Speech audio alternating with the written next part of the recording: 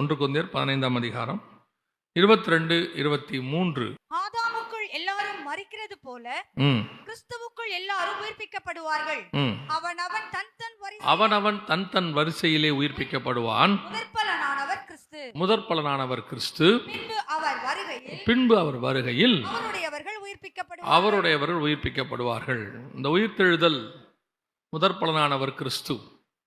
இந்த உயிர்த்தெழுதல் அல்லது கிறிஸ்துவினுடைய மரணம் என்பது கொண்டாட்டத்துக்குரியதான காரியம் அல்ல, தியானிப்பதற்குரியதான ஒரு காரியம். கொலோசையர்ல வாசிக்கும் பொழுது 2ஆம் அதிகாரத்தில் இந்த லேவியராகமம் 23ஆம் அதிகாரத்தில் சொல்லப்பட்டதான பண்டிகைகளை குறித்து, அந்த பொருளை குறித்து, அதனுடைய பொருள் என்னவென்பதை குறித்து பவுல் சொல்லுகிறார்.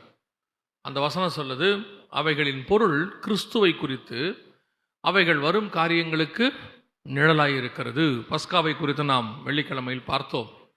அதே 23ஆம் அதிகாரம் லேவியராகமத்தின் புஸ்தகத்தில் நீங்கள் வாசிக்கும் பொழுது முதற் பலனான ஒரு பண்டிகை குறித்தும் அங்கே சொல்லப்படுகிறது. நீங்கள் வாசித்து பார்த்தீங்கன்னா முதற் பலனான பண்டிகை 23ஆம் அதிகாரம் 9 முதல் 12 வசனங்களை வாசிங்கள். 9 முதல் 12 வசனங்கள். பின்னும் கர்த்தர் மோசேயை நோக்கி, நீ இஸ்ரவேல் புத்திரரோடு சொல்ல வேண்டியது என்னவென்றால், நான் உங்களுக்கு கொடுக்கும் தேசத்தில் நீங்கள் போய் சேர்ந்து அதன் வெள்ளாண்மையை அறுக்கும் போது உங்கள் அறுப்பின் முதற்பலனாகிய ஒரு கதிர்க்கட்டை ஆசாரியனிடத்தில் கொண்டு வர கடவன். உங்களுக்காக அது அங்கீகரிக்கப்படும்படி ஆசாரியன் அந்த கதிர்க்கட்டை ஓய்வு நாளுக்கு மறுநாளில் கர்த்தருடைய சன்னதியில் அசைவாட்ட வேண்டும். நீங்கள் அந்த கதிர்க்கட்டை அசைவாட்டும் நாளில் கர்த்தர் சர்வாங்க தகன பலியாக ஒரு வயதான பழுதற்ற ஒரு ஆட்டுக்குட்டியை சுகந்த வாசனையாய் நாம் கொடுக்க வேண்டும். இது இஸ்ரவேலர்களுக்கு கொடுக்கப்பட்டதான பண்டிகை. இதன் பொருள் கிறிஸ்துவை பற்றினது அப்படின்னு பவுல் சொல்றார். இது என்ன பொருள் அப்படின்னு கேட்டீங்கன்னு சொன்னா, கிறிஸ்து மரித்தோரிலிருந்து முதற் பலனானவர். நம்ம வாசிச்சோம் இல்லையா, 1 கொரிந்தியர் 15:23 கிறிஸ்து முதற் பலனானவர். அதுதான் நீங்கள் போய் சேருகிற தேசத்தில் முதற் பலனான அந்த முதல் அரிக்கட்டை, ஒரு அரிக்கட்டை கொண்டு வந்து நீங்கள் அசைவாட்ட வேண்டும் என்று சொல்லப்படுகிறது. அதற்கு அடையாளமாக என்ன செய்ய வேண்டுமா, ஒரு பழுதற்ற ஆட்டுக்குட்டியை, ஒரு வயதான பழுதற்ற ஆட்டுக்குட்டி என்று வேதம் சொல்லுகிறது. இது யாரை குறித்து சொல்லப்பட்டிருக்கிறது என்று சொன்னால், இயேசு கிறிஸ்துவை குறித்து பழுதற்ற ஆட்டுக்குட்டி என்று சொல்லப்படுகிறது. வாசிங்கள், யோவான் எழுதின சுவிசேஷம் 8ஆம் அதிகாரம் 46வது வசனத்தை வாசிங்கள். என்னிடத்தில் பாவம் உண்டென்று யார் என்னை குற்றப்படுத்தக்கூடும்? இது இயேசு கிறிஸ்துவே சொல்றாரு, என்னிடத்தில் என்ன இல்லை, பாவம் ஒன்றும் இல்லை. அடுத்து வாசிங்க, எபிரேயர் நிருபம் 4ஆம் அதிகாரம் 15வது வசனம். நம்முடைய பலவீனங்களை குறித்து பரிதபிக்கப்படாத பிரதான ஆசாரியர் நமக்கிராமல் எல்லா விதத்திலும் நம்மை போல சோதிக்கப்பட்டு பாவம் இல்லாதவராய் இருக்கிற பிரதான ஆசாரியர் நமக்கு இருக்கிறார். பாவம் இல்லாதவராய். இப்போ வசனம் சொல்லுது, ஒரு பாவமும் இல்லாதவர். முதல்ல இயேசு சொன்னாரு, இப்போ ஆக்கியோன் அந்த புஸ்தகத்தை எழுதுறவர் ஆவியானவர் சொல்றாரு, அவரிடத்தில் ஒரு பாவமும் இல்லை என்று சொல்லி. அடுத்து வாசிங்க, யோவான் எழுதின சுவிசேஷம் 14ஆம் அதிகாரம் 30வது வசனத்தை வாசிங்க. யோவான் 14:30.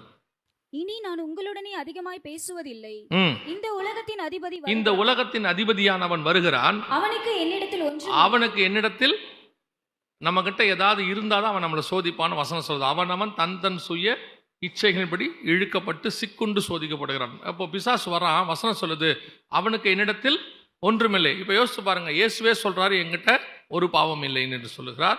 பாவத்தை இருக்குன்னு சொல்ல முடியுமான்னு கேட்கிறாரு. ஆவியானவர் சாட்சி கொடுக்கிறார், அவரிடத்துல பாவம் இல்லை என்று சொல்லி. எதிராளி சாட்சி கொடுக்கிறான், பிசாசு சொல்றான், இவர்கிட்ட பாவம் பிடிக்கிறதுக்கு ஒன்றுமே இல்லை என்று சொல்லி. இன்னும் ஒரு வசனத்தை வாசிங்கள், எபிரேயர் நிருபம் 9ஆம் அதிகாரம் 14வது வசனத்தை வாசிங்க. எபிரேயர் 9:14 வாசிங்கள். நித்திய ஆவியினாலே தம்மை தாமே பழுதற்ற பலியாக, இதுதான் அந்த இடத்துல லேவியராகமம் 23ஆம் அதிகாரத்துல வாசனம் இல்லையா, ஒரு வயதான பழுதற்ற ஆட்டுக்குட்டி, இதான் பழுதற்ற பலி. சோ அப்ப கிறிஸ்துவை தான் அங்கே பலியாக சொல்லப்படுகிறது மிக தெளிவாக. அந்த பலியான அந்த இடத்துல முதற் பலனானவராக உயிர்த்தெழுந்தவர் இயேசு கிறிஸ்து. அந்த அசைவாட்டுகிறதான அந்த கதிர்கட்டு இயேசு கிறிஸ்து. அப்ப இந்த உயிர்த்தெழுதல் அப்படி என்பது முதற் பலனானவர் கிறிஸ்து. வசனம் தெளிவா சொல்லுது, முதற் பலனானவர் கிறிஸ்து. அப்ப அந்த பண்டிகை, முதற் பலனான அசைவாட்டுகிற பண்டிகை, அவர் உயிர்த்தெழுந்து விட்டார். இது முடிஞ்சிடுச்சு. அவர் உயிர் தெழுந்துட்டார். அவர் போய் பிதாவின் வலது பார்சத்தில் உட்காந்துட்டார். மார்க்கில் நம்ம வாசிச்சோம் 16ஆம் அதிகாரத்தில். அவர் போய் பிதாவின் வலது பார்சத்தில் உட்காந்துட்டார். இப்போ அதை நீங்கள் நினைவு கூறலாம். ஆனால் அதை நீங்கள் பெருசாக வச்சுக்கிட்டு இயேசு உயிர் தெழுந்தார் அப்படின்னா அதை விட ரொம்ப முக்கியம் என்னன்னா அவர் உயிர் தெழுந்தார். அது ஒரு ப்ராசஸ். அவர் ஸ்டார்ட் பண்ணி வச்சாராம். 1 கொரிந்தியர் 15 பாருங்க, அவன் தன் வரிசையிலே உயிர்ப்பிக்கப்படுவான். முதற் பலனானவர் கிறிஸ்து. அவர் ஸ்டார்ட் பண்ணி வச்சார். பின்பு அவருடைய வருகையில் அவருடையவர்கள் என்ன செய்வாங்க? உயிர்ப்பிக்கப்படுவார்கள். இதான் முடிவு. அவர் ஆரம்பிச்சிருக்கிறாரு. முடிவு என்ன? நாம் எல்லாரும் உயிர்ப்பிக்கப்பட வேண்டும். அதுதான் முடிவு.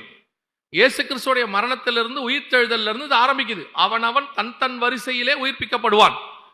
இப்ப யோசிச்சு பாருங்க, இயேசு கிறிஸ்து உயிர்த்தெழுந்த அன்னைக்கு இந்த ஒரு சம்பவம் இருக்கு. நிறைய பேர் அந்த கேள்வி கூட கேட்டிருந்தாங்க எங்ககிட்ட. அது இந்த செய்திக்கு ஏற்றதா இருந்ததுனால அதை ஒரு முதல் பாயிண்டாக அதில் இருக்கு. வாசிங்க, மத்தேயு எழுதின சுவிசேஷம் 27ஆம் அதிகாரம் 52வது வசனத்தை வாசிங்க. கல்லறைகள் திறந்தன, நித்திரை அடைந்திருந்த அநேக பரிசுத்தவான்களுடைய சரீரங்களும் எழுந்திருந்தது. இந்த வசனத்தை பார்க்கும்போது என்ன ஆகுதுன்னு பார்த்தீங்கன்னா, அப்படி அவருடைய அந்த மரணத்தின் அன்னைக்கு கல்லறைகள் திறந்தன, நித்திரை அடைஞ்சவங்கலாம் எழுந்திருச்சிட்டாங்க அப்படின்னு இல்லை. ஆனால் அந்த வசனம் என்ன சொல்லுது?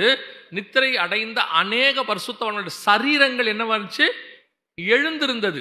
சரீரம் அவங்க எழுந்திருத்தார்கள் இல்லை, சரீரங்கள் எழுந்திருந்தது. உங்களுக்கு எல்லாருக்கும் தெரியும், ஒரு மனுஷனை மரித்து விட்டால் இருக்கிற வரைக்கும் நம்ம என்ன சொல்லுவோம்? அவர் எப்படி இருக்கிறாரு, ஹாஸ்பிட்டலில் எப்படி இருக்கிறாரு, எப்போ வீட்டுக்கு வராரு எல்லாம் சொல்லுவோம். ஆனால் மரிச்சிட்டா அடுத்த வார்த்தை அந்த மரியாதை போயிடும்.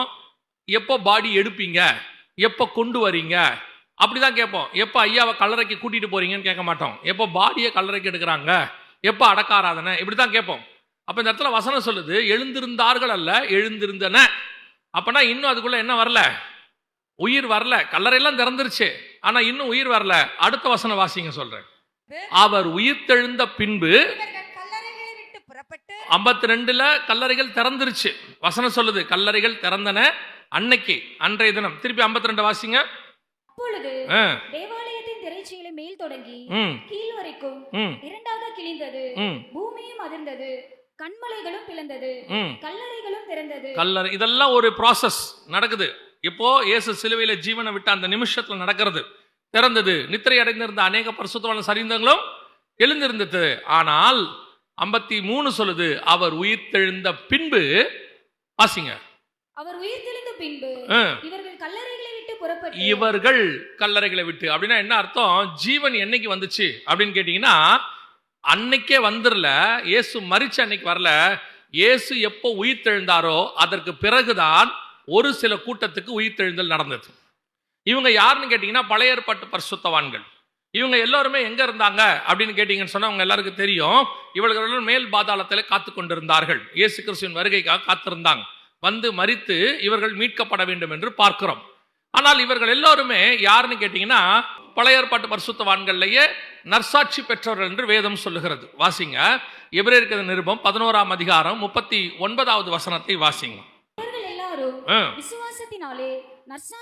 இவர்கள் எல்லாரும் விசுவாசத்தினாலே நற்சாட்சி பெற்றும் வாக்குத்தத்தம் பண்ணப்பட்டதை அடையாமல் போனார்கள். யார் இந்த இவர்கள் எல்லாரும் அப்படின்னு பாத்தீங்கன்னு சொன்னா, ஆபிரகாம்ல ஆரம்பித்து 32வது வசனம் சொல்லுது, பின்னும் என்ன சொல்லுவேன், பாராக், சிம்சோன், எப்தா, தாவீது, சாமுவேல் என்பவர்களை குறித்தும் தீர்க்கதரிசிகளை குறித்தும் விவரம் சொல்ல வேண்டும் என்றால் காலம் போதாது அப்படின்னு இருக்கு. எபிரேயர் 11:32 அப்படிதானே இருக்கு. விவரம் சொல்ல வேண்டால் காலம் போதாது அப்படின்னு இருக்கு. அப்ப இந்த பரிசுத்தவான்கள்லாம் விசுவாசத்தினாலே நற்சாட்சி பெற்றவர்கள் என்று வேதம் சொல்லுது. அந்த 39வது வசனம், இவர்கள் எல்லாரும் விசுவாசத்தினாலே நற்சாட்சி பெற்றவர்கள். ஆனால் வசனம் சொல்லுது வாக்குத்தத்தம் பண்ணப்பட்டதை அடையாமல் போனார்கள். இவங்கெல்லாம் எங்க இருந்தாங்களாமா? என்ன வாக்குத்தத்தம் பண்ணப்பட்டது அப்படின்னு கேட்டீங்கன்னு சொன்னா, அந்த 9, 10, 11வது வசனத்துல நீங்கள் வாசிக்கும் போது எபிரேயர் 9, 10, 11 ஆபிரகாம், ஈசாக்கு, யாக்கோபு என்பவர்களோடு கூட கூடாரங்களில் குடியிருந்தான். ஏனெனில் தேவன் தாமே கட்டி உண்டாக்கின அஸ்திபாரமுள்ள நகரங்களுக்கு அவன் காத்திருந்தான். தொடர்ந்து நீங்க அப்படியே 11, 12, 13 வாசிக்கும் போது அதையெல்லாம் அவர்கள் அடையவில்லை.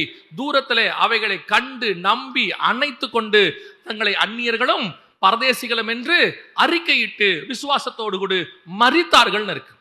இவங்க எல்லாம் விசுவாசத்துல நற்சாட்சி பெற்றவங்க. ஆனா வாக்குத்தத்தம் பண்ணப்பட்டதை அடையல. அதனால எங்க போயிட்டாங்க? மேல் பாதாளத்துக்கு போயிட்டாங்க. அதனாலதான் யாக்கோபு சொல்றாரு, என் நரைமயிரை துக்கத்தோடு கூட பாதாளத்தில் இறங்க பண்ணுகிறீர்கள். சங்கீதக்காரன் சொல்றான், நான் போய் பாதாளத்தில் என் படுக்கையை போட்டாலும் அப்படின்னு சொல்லுது. அப்ப இவங்க எல்லாரும் பாதாளத்துக்கு போயிட்டாங்க. அப்படி பாதாளத்துக்கு போன இவர்கள் அங்கிருந்து மீட்கப்பட வேண்டும். மீட்கப்பட வேண்டும் என்று சொன்னால் 2 காரியம் செய்யப்பட வேண்டி இருக்கிறது. இப்ப பாருங்க, உங்களுக்கும் எனக்கும் மீட்கப்பட வேணும் அப்படின்னா 2 காரியம். ஒன்று, நம்முடைய பாவம் மன்னிக்கப்படணும். இயேசு கிறிஸ்துவின் ரத்தத்தினாலே நம்முடைய பாவம் என்ன படணும்? மன்னிக்கப்படணும். மன்னிக்கப்பட்டா மட்டும் போதாது, நாம் மரணத்தை ஜெயித்து உயிர் தெழுந்தவர்களாய் மாறணும். இயேசு கிறிஸ்து பாவம் இல்லாதவராக ப்ரூஃப் பண்ணிட்டாரு. எப்படி ப்ரூஃப் பண்ணிட்டாரு? முதல்ல ஒரு தடவை ப்ரூஃப் பண்றாரு. முதல் 30 வயசுல நாசரேத்துல. எபிரேயர் 4:15 வாசி. நம்முடைய பலவீனங்களை குறித்து பரிதபிக்க கூடாது. பிரதான ஆசாரியர் நமக்கு இராமல் எல்லா விதத்திலும் நம்மை போல். எப்படி எல்லா விதத்திலும் நம்மை போல சோதிக்கப்பட்டாரு? முதல் 30 வருஷம் அவர் நாசரேத்துல குடியிருக்கிறார். நாசரேத்துல குடியிருந்து வேதம் சொல்லுகிறது, நாசரேத்திலிருந்து நன்மை தோன்றுமோ அப்படி ஒரு இடத்துல இருந்து நவத்தாமே நம்மை போல எல்லா விதத்திலும் சோதிக்கப்பட்டார். சோதிக்கப்பட்டு அங்க யோர்தான் கிட்ட வந்து ஞானஸ்நானம் எடுத்து வனாந்தரத்துக்கு கொண்டு போகப்பட்டு முதல் ரவுண்டில் சாத்தானை ஜெயிக்கிறார். சாத்தான் அவரை விட்டு விலகி போனான் சில காலம். அதற்கு பிறகு கொஞ்சம் கொஞ்சமா ஜெயிச்சு கடைசியா பரிகரிக்கப்படும் கடைசி சத்ரு மரணம் சிலுவையில். அப்போ இயேசு கிறிஸ்து அப்படியே கொஞ்சம் கொஞ்சமா ஜெயிச்சு எல்லாத்தையும் வந்துட்டார். இப்ப நாம அவருடைய ரத்தத்தாலே கழுவப்பட்டு பாவம் மன்னிக்கப்பட்டு வந்துட்டோம்.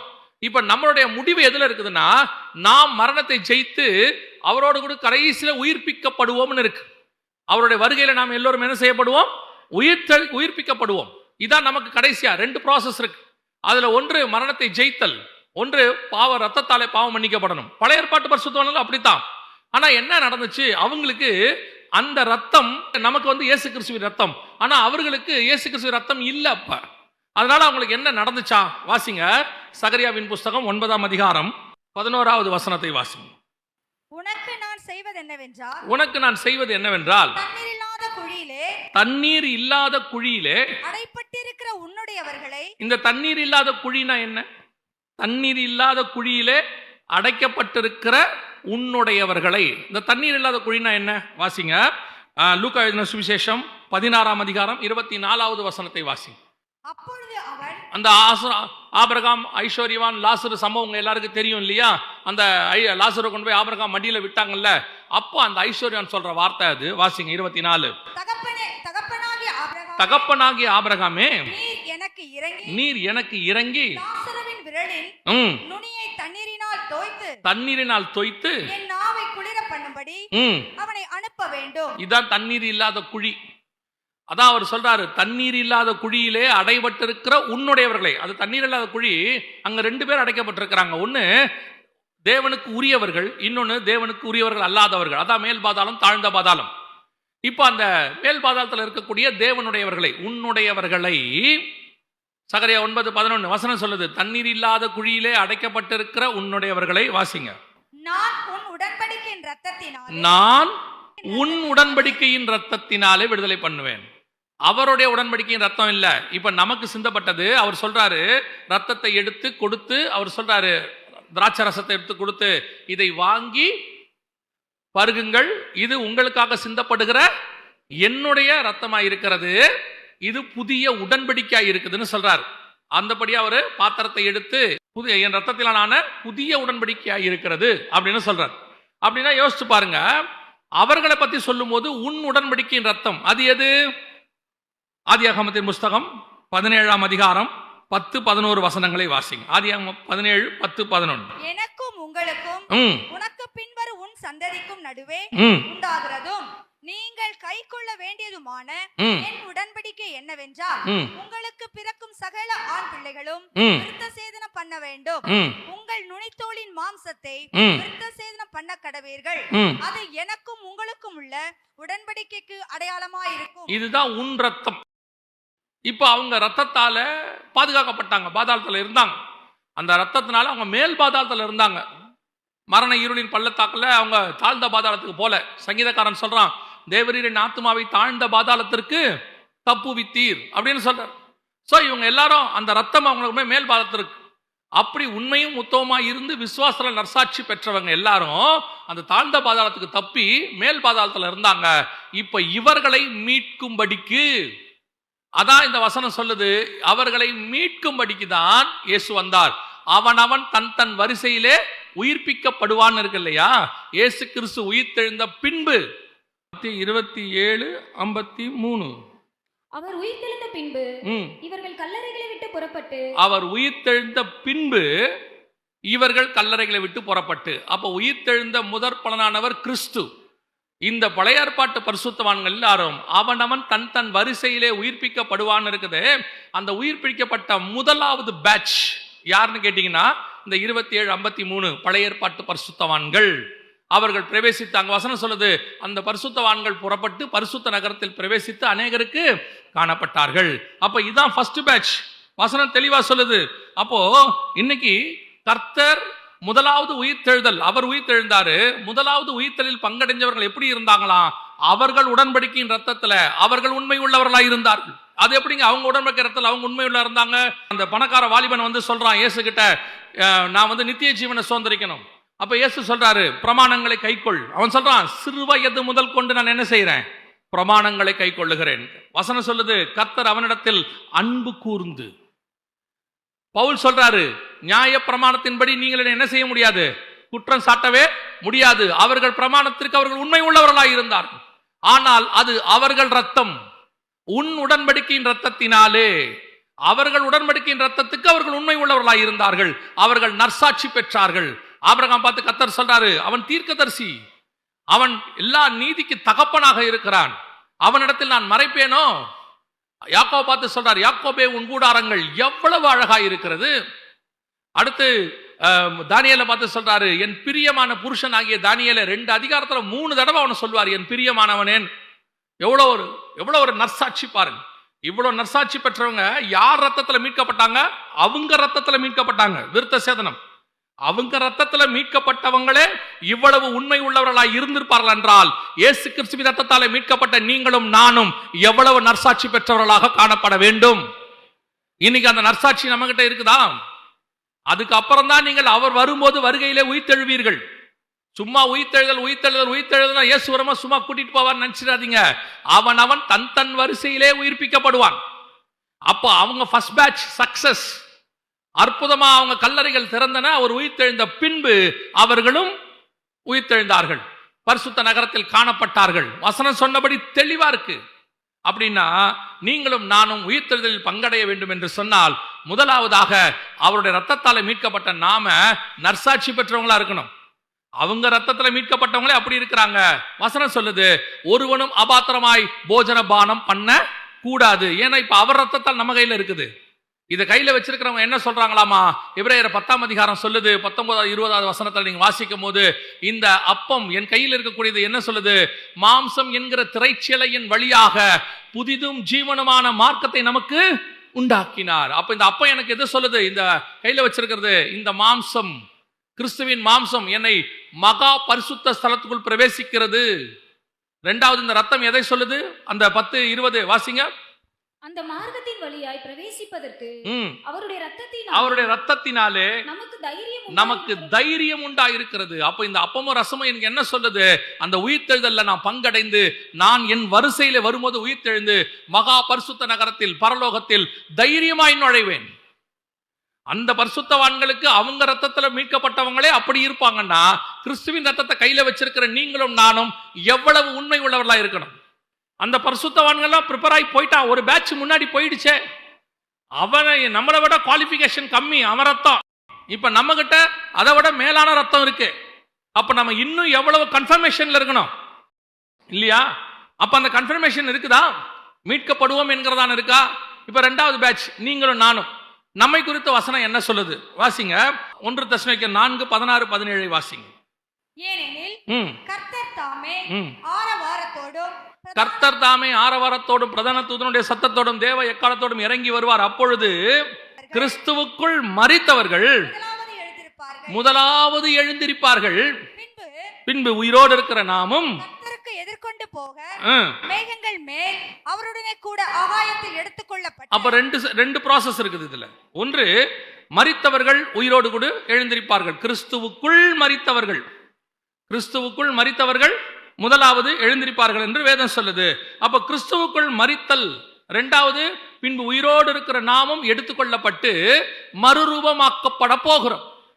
ரெண்டு காரியம் நடக்க போகுது. கிறிஸ்துவுக்குள் மரித்தவர்கள் முதலாவது எழுந்திருப்பார்கள். அப்போ இந்த கிறிஸ்துவுக்குள் மரித்தவர்களாக இருக்கிறவர்கள் தான் என்ன செய்ய முடியும்?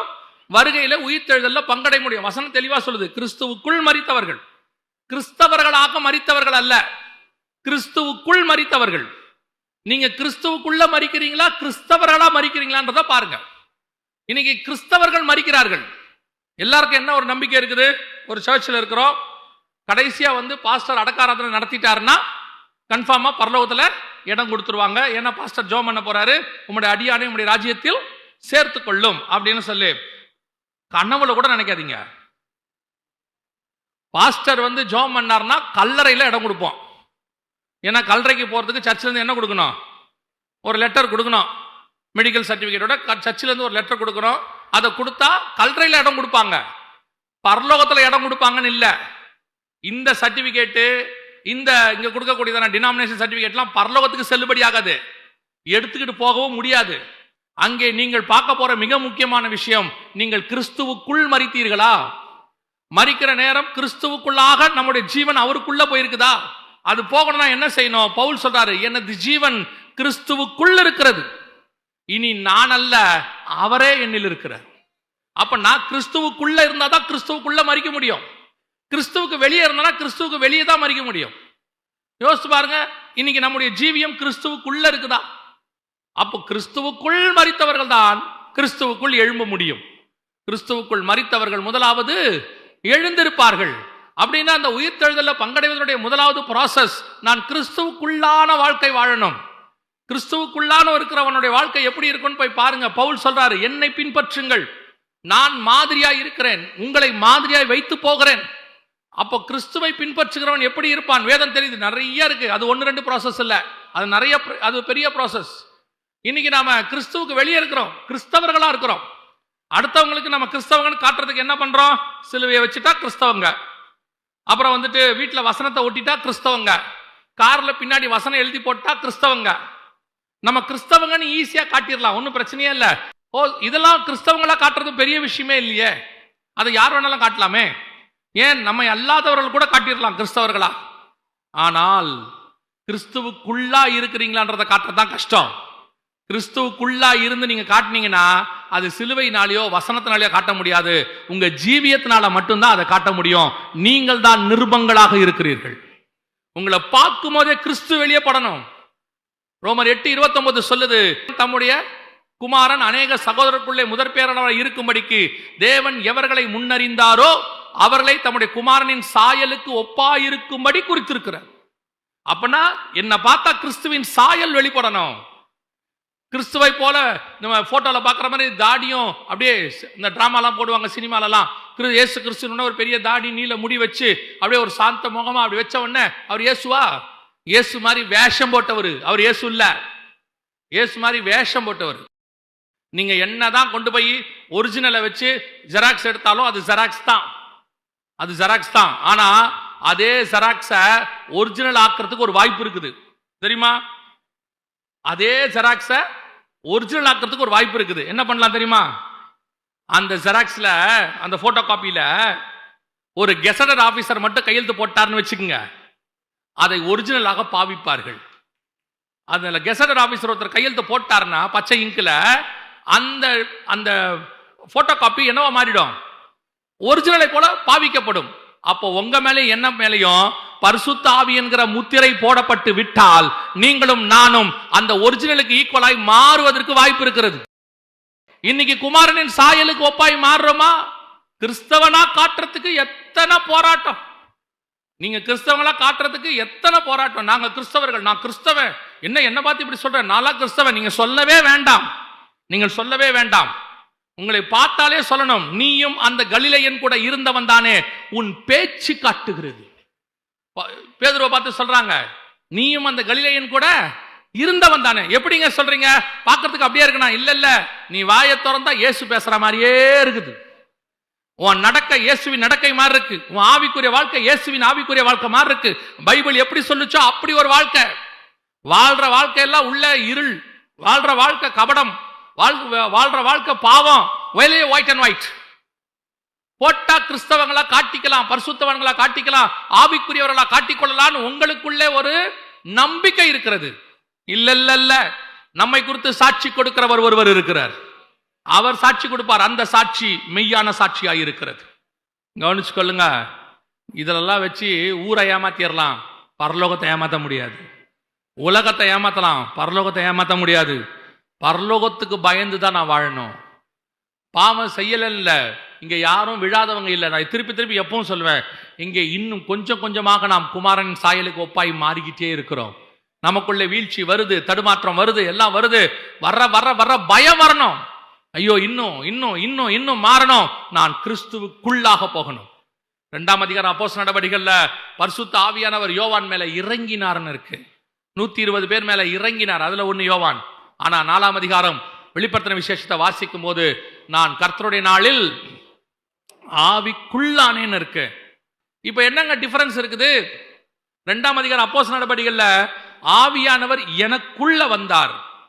4ஆம் அதிகாரம் வெளிப்படுத்தின விசேஷத்துல நான் ஆவிக்குள்ளே போனேன். இந்த டிஃபரன்ஸ் தான் உங்களுக்கு சொல்றேன். நான் கிறிஸ்துவை ஏற்றுக்கொண்டது ஒரு நாள் இருக்கு, நான் கிறிஸ்துவை போல மாறி அவருக்குள்ளாக போவது ஒரு நாள் இருக்கிறது. அந்த சாயலுக்கு ஒப்பாய் மாறணும். இதான் உயிர்த்தெழுதலுடைய முதலாவது பார்ட்.